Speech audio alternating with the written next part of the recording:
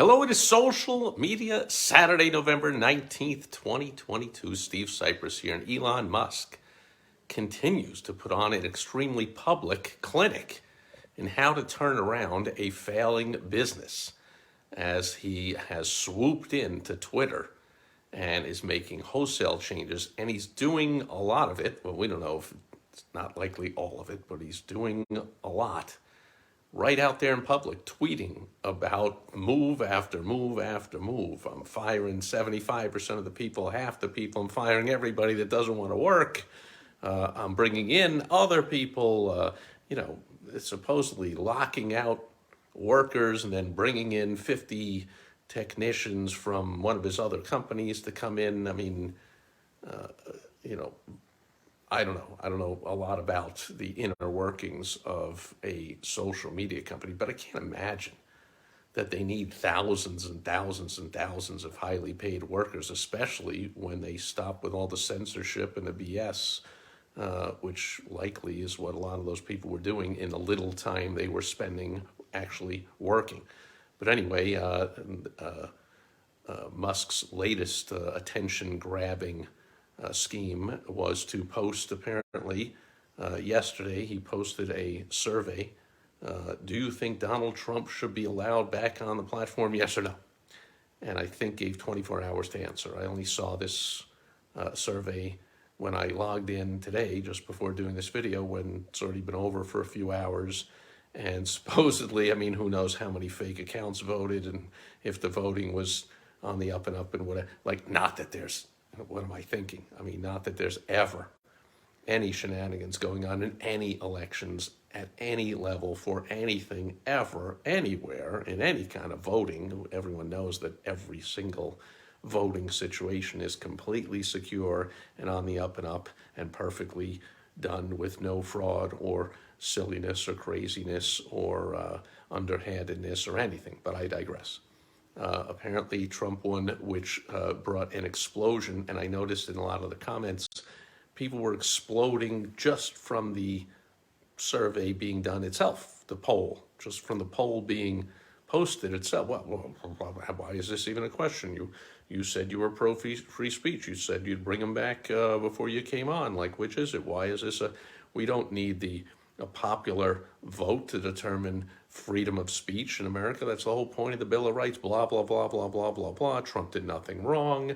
And then you got other people, Trump did everything wrong. He tried to led an insurrection as if I love that one, as if he was trying to overthrow the country. He was the sitting president. But anyway,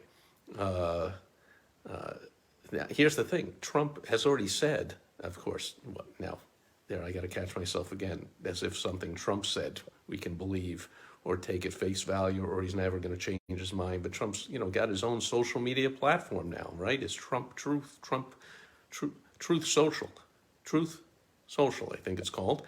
And so Trump has said, like, nah, I'm not coming back on Twitter. So, but, getting the okay to come back, getting the poll to come back, putting this poll out there.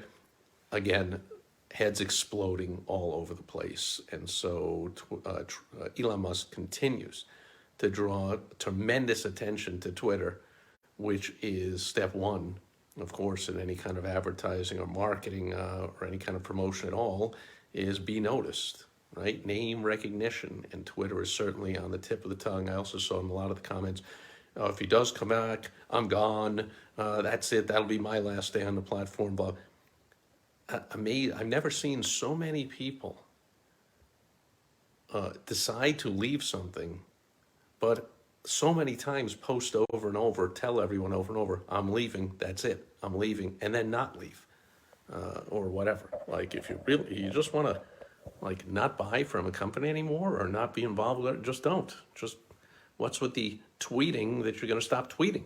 Like, anyway, hopefully, if your business is not running as profitably or as smoothly, as fantastically as you want it to, you are paying a lot of attention to Elon Musk. You'll see the people that either have never run a business or hate business or they're anti-capitalism, whatever, all complaining about everything he's doing. Oh, this is terrible for the workers, and how dare he, declare that they need to work. and how dare he not feed them $100 lunches anymore for free every day and give them, beanbag chairs to sit in all day and foosball tables to play on. He is a terrible, cruel tyrant. This will never work. And then you see anyone that's ever run any kind of successful enterprise at all applauding and just, you know, I wouldn't say in awe, but in appreciation, watching what Elon Musk is doing.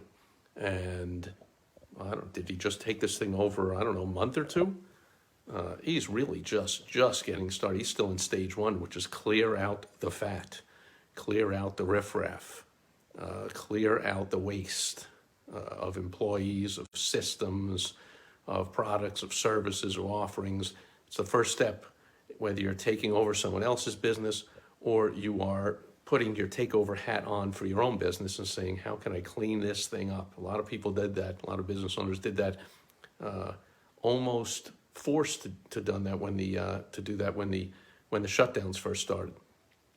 When Trump ordered the first shutdown way back in middle of March of 2020, and then lots of mayors and governors and heads of countries all around the world continued the shutdowns long after it was proved that they were doing a heck of a lot more damage than any good they could ever do. And so a lot of business owners took the time when they were shut down or slowed down or whatever to examine their business and do pretty much similar to what you see Elon Musk doing here, a kind of looking at things with a turnaround, with a takeover attitude. And step one is, I've been talking about it, clear out the riffraff. Get rid of the waste, trim the fat, whatever you want to say. Musk is still doing it. So he proactively laid off thousands of people. Then I think he got rid of some more. But then he just said, hey, here's the demand. And if you don't want to come back to the office, then you're fired. Then a few voluntarily left. And then he said, if you don't want to work hard and long hours and whatever, then you can leave it. And a few more voluntarily left. So I believe he is still in step one of trimming the fat, cutting the waste, clearing out the riffraff, and then he will get into rebuilding and growing the company. But as he is trimming, you get all these doom and gloomers who know nothing about running a successful business and certainly not turning around an unsuccessful business into a successful one. We're all like, oh, that's it. That's it. Twitter is done. Twitter is dead. Twitter is dying. Twitter's demise. Blah, blah, blah. Oh, my goodness. Actually, if Twitter had continued the way it was going without Elon Musk, that was a dying, crappy, losing company. So, again, I asked this question. I remember when I was a kid and went to the dentist, and the dentist says, you have a cavity, we have to drill. I remember asking my mom, like, isn't a cavity a hole? That's what a cavity means. I have a hole in the tooth, so I have to drill. Just fill it. And the answer was, before you can fill it, you need to drill some more into the hole. You need to make it smooth. I'm not a dentist. You need to clear out the riffraff out of there. You need to make it so the filling will hold. So same thing you see Musk doing at Twitter. Like, the business was in trouble, was failing, was losing money, was hemorrhaging cash, had all, as you can see, thousands of weak, useless employees. That's another thing. People are like, oh, people are going to walk out, as if there's some kind of shortage of workers in the world, as if like the people walk out and they can't be replaced. Same thing in your business. You might think, man, if I lose that guy, or if she leaves, what am I going to do? But everyone's replaceable, including us, including the leader of the business. So, and I could tell you all kinds of stories about that, but basically all this doom and gloom and naysaying and whatever, look, just like a dentist has to do. You have a hole? Well, I got to drill some more so I can clear out the riffraff out of that hole, and then we can fill it up and make it a beautiful tooth again. That's what's happening at Twitter.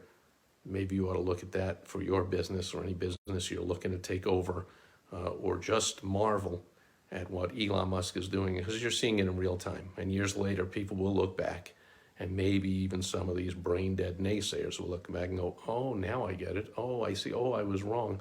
Oh, they probably won't be doing that. They might say something like, oh, despite all those mistakes he made early, early, he somehow got lucky and was able to, it became successful later. Make no mistake, Musk knows what he's doing, and it'd be a good idea, it's my suggestion, here on Social Media Saturday, that you pay attention to anything he makes public, and then you find out, or later read the book, or read the whistleblowers or the disgruntled fired people's accounts. Find out as much as you can, and you will see in real time, in action, as it's happening, a takeover, a turnaround of a failed business into, in the future, what will be a success. That'll do it for Social Media Saturday, November 19th, 2022. Thanks for being here with me today. I will check in as always tomorrow on Sunday Fun Day. Over and out. Bye-bye.